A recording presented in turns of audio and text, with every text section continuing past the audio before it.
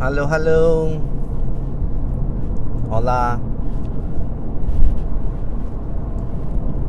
Sekarang saya memandu pada keadaan yang sederhana je untuk menyambung kisah perbincangan malam tadi tentang tidur yang lena.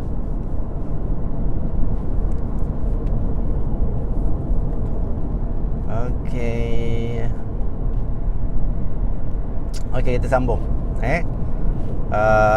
Salam Jumaat semua. Happy Friday. Saya dah dapat hari ni untuk sekian lamanya menunggu untuk solat Jumaat, akhirnya terkabul. Dapat solat walaupun dengan keadaan SOP yang agak janggal. Tapi alhamdulillah untuk permulaan. Semoga ketakutan kita terhadap suasana COVID ni dapat dihentikan serta-merta dengan keadaan yang cepat lah. Kita minta kerajaan dapat menghentikan suasana COVID dengan keadaan segera, kerana ketakutan ini membawa bencana kepada jiwa manusia. Alhamdulillah, perlahan demi perlahan kita dapat mengatasi. Terima kasih kepada semua yang bekerjasama terhadap suasana kekeliruan inilah. Kekeliruan memboleh, kenyataan pun tak tahu macam mana kenyataan dia. Tapi tak apa, kita cerita tentang tidur yang lena, sebab kalau ketakutan tu dah kurang, InsyaAllah kita dapat tidur yang amat lena, InsyaAllah. Okey, tadi ada Tuan Haji jiran saya bertanya, jumpa saya dekat surau kan. Surau tu dia bertanya tentang isu yang tadi. Katanya, macam mana dengan solat tahajud, sedangkan doktor cadangkan tidur yang paling yang kita kena haki tip-tip tu jam 2 pagi ke jam 4 pagi kan. Saya dah beritahu malam tadi, saya kata kat dia, ikut tempat kita Semenanjung Tanah Melayu, Tanah Malaya ni, kita subuh jam 5.45, jam 6, hampir pukul 6. Tapi kalau orang yang di Kalimantan, di Borneo, di Pacific area, di Maluku dan Sulawesi sana, mereka subuh jam 4.30 kan, 4.30 ataupun lewat hampir pukul 5. Jadi di mana waktu peak dia?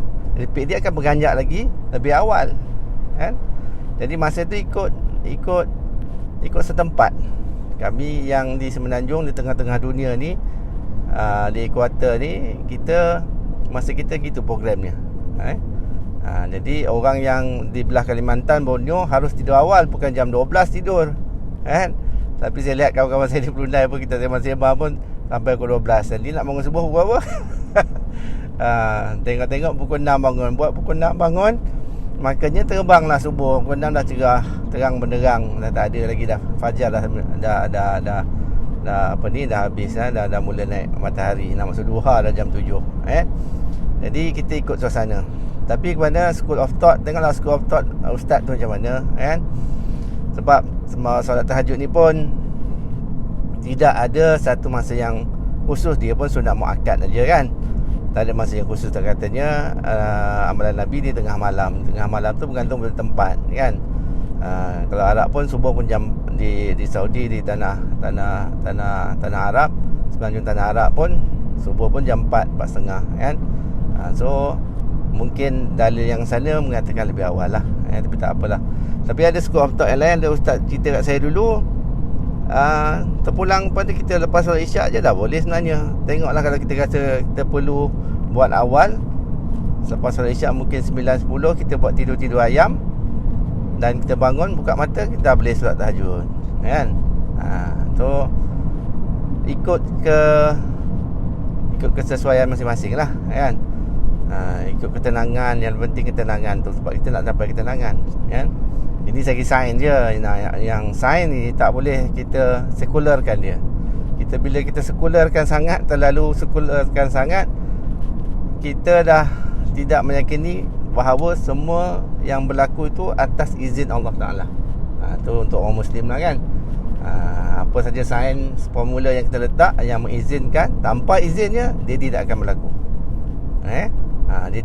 Dia tidak akan terjadi. That's why Allah tidak pernah pun meletakkan 100% atas formula yang kita jumpa. Itu lebih kurang lah. Balik kepada isu bright light ni tadi. Tajuk kita bright light ni tadi.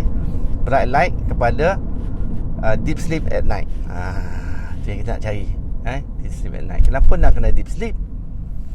Kerana bila kita deep sleep, penyembuhan akan berlaku. Sebab badan kita punya potensi untuk menyembuhkan dirinya sendiri. Ingat tu fakta yang pertama.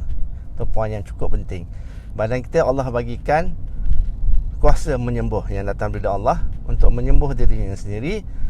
Jadi anda kena beri masa untuk dia menyembuh setiap hari. Setiap hari kita buat kerosakan pada diri kita. Kita yang merosakkan diri kita. Penyakit tu dah tak datang. Penyakit datang tidak salah alamat. Kena ingat sekali, penyakit tidak datang salah. Sama juga rezeki datang tidak salah alamat. Untuk orang yang berusaha dan bertawakal Allah, InsyaAllah dia akan sampai. Sama juga dengan kesihatan tu satu rezeki, dan dia juga tidak salah. InsyaAllah dia tidak salah alamat. Pada orang yang berusaha, orang yang meminta, orang yang berharap, tawakal Allah, InsyaAllah dia dapat apa yang dia minta. Allah tak pernah nak nak menganiaya kita. Dan Allah tu Maha Rahman, Maha Rahim, InsyaAllah. Sama juga dengan kesihatan. Sebab untuk kita sembuh, kita harus cukup formula biologi kita memang harus cukup tidur. Sebab masa tidur adalah salah satu detoksifikasi kita bilang. Dan juga itulah masa untuk penyembuhan. Bagi masa untuk kita menyembuhkan diri kita atas kerosakan yang kita buat setiap hari. Kita buat kerosakan pada diri kita setiap hari dengan pemakanan yang cuai, amalan yang kita sangka betul, tapi sebenarnya amalan kita tu tak tepat untuk diri kita. Kita makan yang bergula, berflavor zaman sekarang. Kita nak cepat, kita merosakkan diri sendiri dengan stres yang tinggi. Ni atas jalan raya pun ada stres. Tak sampai kerja lagi dah stres dah atas jalan raya. Yang stres itu juga, minda yang stres akan merosakkan banyak, menghasilkan banyak keradangan. So bila malam hari, marilah kita menyembuhkannya. Jadi bright light tadi tak tinkan. Saya tidak letakkan filem di seluruh cermin. Apa yang anda lihat ni adalah original cahaya yang akan masuk. Saya tak nak filterkan dia. Bukan masalah saya kedekuit bila ada kedekuit yang 2,000 3,000 nak pakai tim mahal tu, tak. Sebab saya nak cahaya tu masuk. Ultraviolet. Ada juga kalau kita baca buku, kata kalau anda tak cukup cahaya kerana duduk pejabat, dia kata buka bright light dengan lampu. Bagi saya itu tak sama. Dia tidak akan sama dengan cahaya matahari. Ada orang takut dengan ultraviolet light, katanya ikut sains lah kan. Ultraviolet light ni menyebabkan UV alpha, UV beta ni ada yang boleh menyebabkan kanser kulit, melanoma dan sebagainya. Saya tak percaya kat situ. Sebab ada satu paper lain mengatakan itu bukan puncanya kepada kanser kulit. Yang menjadikan tambah kanser sebab anda menambah santan chemical tu yang sampai kat kulit dan muka-muka tu. Wallahualam. Tapi ada juga tengok school of thought anda percaya ke mana. Dan saya tak percaya bahawa matahari itu menyebabkan penyakit, kerana kita hidup dengan matahari. Dengan semua matahari lah kita dapat pelbagai rezeki yang Allah bagi. Sehingga kan zaman-zaman dulu orang menyembah matahari. Semua terlalulah berharganya matahari, sehinggalah Nabi datang untuk memberitahu bahawa Tuhan kita bukanlah matahari. Matahari juga hamba. Yang berlega meminta izin daripada Allah SWT. So bright light. So kurangkan tin di rumah anda. Jangan banyak kan. Zaman sekarang rumah pun banyak pakai cermin. Tu bagus. Yang gunakan banyak cermin. Jadi tin tu jangan terlalu banyak blocking ultraviolet. Sampai 90%, 70% kan, tinggi sangat. So kita perlukan cahaya. Ada juga kalau yang, itulah masalah zaman sekarang, orang bekerja dengan keadaan tak cukup matahari. Dia keluar subuh, matahari tak sampai lagi. Jam 6 dia dah mandu. Sampai pejabat pun dalam bangunan, dalam gedung yang tak masuk matahari. Itu malang sikit lah. Cuba cari masa, kalau boleh rehat, time rehat. Mungkin ada break jam 10. Minum di kafe, redahkan sikit pada matahari. Jam 1 lunch hour, redahkan sikit lagi pada matahari. Sebab kita nak at least, dari berita usahakan at least 2 jam straight langsung, cahaya matahari langsung dengan bright light. Itu lagi masa kita senaman pun, kalau ada di rumah kurangkan pemakaian yang tebal-tebal untuk supaya matahari direct boleh sentuh kulit.